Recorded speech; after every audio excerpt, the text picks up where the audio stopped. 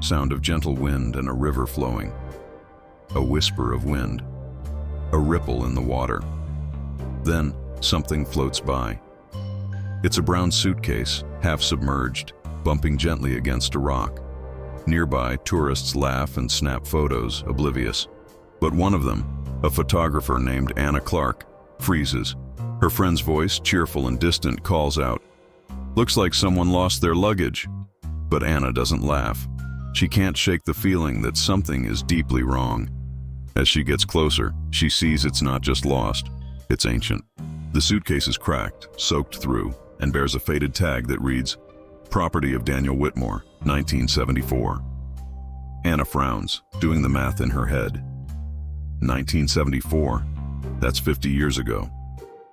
Curiosity overpowering her unease, she finds a long stick and carefully pulls the decaying case to the shore. The old lock gives way with a metallic snap.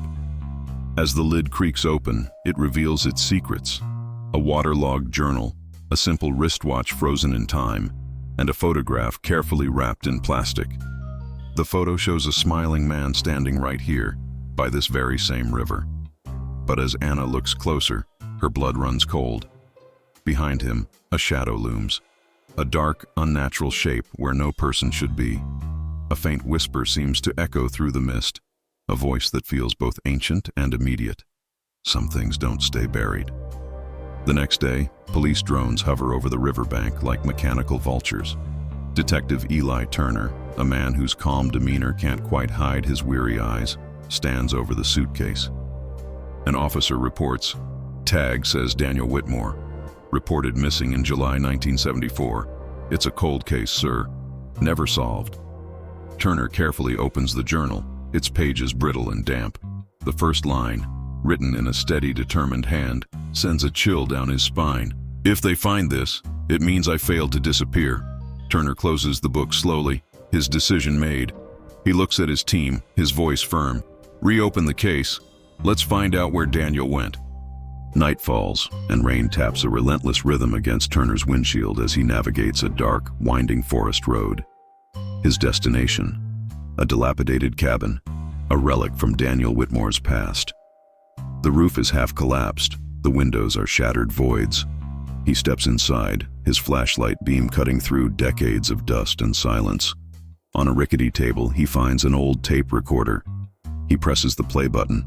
A man's voice, shaky and filled with dread, fills the silent cabin. It's Daniel. "It's been months. The river isn't what it seems. It shows me faces. Faces beneath the water." The voice is lost to a burst of static, then returns, more desperate. "I think the river remembers." A low, guttural hum fills the air, seeming to come from the recorder itself. Turner freezes. Outside, he hears a faint splash. He spins toward the window. Across the river, shrouded in fog, a figure stands, perfectly still, watching. Turner blinks, and it's gone. The morning light does little to dispel the gloom. Turner finds himself on the doorstep of Evelyn Whitmore, Daniel's daughter. She opens the door slowly, her eyes tired but sharp, as if she's been waiting for this day for 50 years. "You found something, didn't you?" she asks, her voice a near whisper. "Your father's suitcase," Turner confirms. Her hands tremble as she clutches the doorframe. "It came back," she breathes. She leads him inside and shows him a photograph. Daniel, younger and full of hope, standing beside that same suitcase. "He was working on a project," she explains. "He called it the river's pulse. He had this theory that water could store memory, that it could listen to time." Turner is skeptical. "The government funded this?" Evelyn nods. "For a while, until he started saying the river was speaking to him. They cut the funding, called him unstable." She turns to look out the window toward the distant river. "The night before he vanished, he told me something I'll never forget. He said, if the river remembers me, maybe it'll return what it took." That night, Turner stands on a bridge overlooking the dark water, holding Daniel's tape recorder. He presses play. The strange, low hum from the tape echoes across the river. The water's surface, once placid, begins to ripple. Faces flicker beneath the surface. Faint, ethereal, and unsettlingly human. Whispers seem to rise from the depths. His recorder's display flashes. Signal interference. Unknown source. Then a distorted voice murmurs through the static, a voice that sounds like it's being spoken right into his ear. Detective Turner, you shouldn't have listened. He stumbles back, his heart pounding.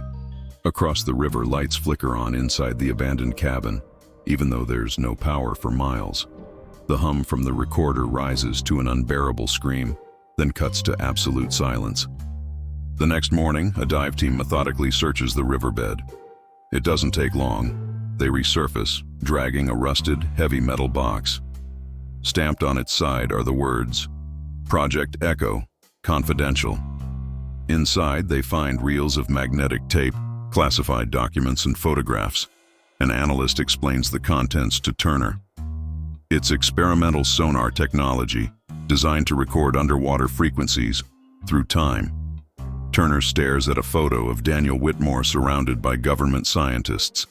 The truth hits him with the force of a physical blow. Daniel wasn't insane. He had stumbled upon something impossible, a way to record memories trapped in the very water of the river. Turner whispers to himself, the question haunting him. What did you hear, Daniel? Night falls once more. Turner sits alone in his car by the river, rain once again tapping on the windshield. He holds the final tape from Project Echo. With a deep breath, he inserts it into the player. Daniel's voice fills the car, clear and final. If you're hearing this, then you've heard the river's song. Don't dig it up. Don't let it remember you, too. The hum deepens, vibrating through the car. Then another voice joins in, distorted, but unmistakably his own. Welcome back, Eli. He freezes, a primal fear seizing him. He scrambles out of the car, staring at the dark, swirling river. The moonlight glints off the water, and in its reflection, he sees two silhouettes, one man and one shadow standing right behind him. He kneels at the river's edge, his own reflection staring back. Something metallic catches his eye just beneath the surface. He reaches in, and his fingers close around the handle of another suitcase. He pulls it out. It's identical to Daniel's, but newer. The tag reads, Detective Eli Turner, 2025. His hands shaking uncontrollably, he opens it. Inside, there is only a single photograph. It's a picture of him, standing right here, at this exact spot, holding this very suitcase. He turns it over. Written in smeared ink are 7 terrifying words. The river doesn't take. It replaces. The low hum from the water suddenly turns to a deafening roar, and the world flickers to black. The next morning, police find Turner's car, engine still running, the recorder still playing nothing but silence. But the detective is gone. A single suitcase drifts in the gentle current. The tag is clearly visible. Detective Eli Turner, 2025. Headlines fade across the screen, a silent testimony to the river's memory. 1974. Engineer vanishes during river project. 1999. Reporter missing while investigating river mystery. And now, 2025. Detective disappears reopening 50-year-old case. The final shot is of the river at dusk. In its dark, rippling reflection, 2 figures stand side by side. One man, one shadow. The ripples distort them, and then they both fade away, absorbed by the water. The river remembers, and some echoes never fade. Thank you for joining us on this unsettling journey. If you enjoy mysteries that linger long after the story ends, be sure to hit that like button and subscribe for more content that explores the shadows. Stay curious and stay safe. We'll see you next time.